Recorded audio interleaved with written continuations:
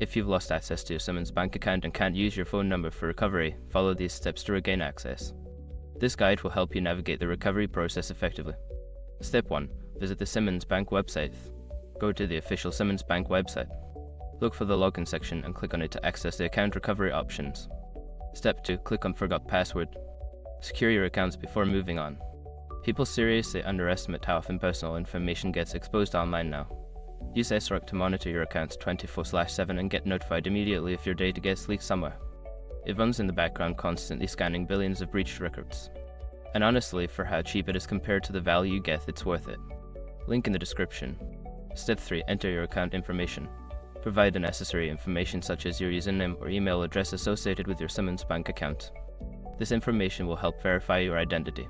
Step 4. Choose alternative recovery options.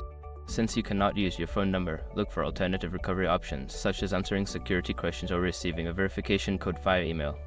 Select the option that works best for you. Step 5. Follow the instructions. After selecting your recovery method, follow the on-screen instructions carefully.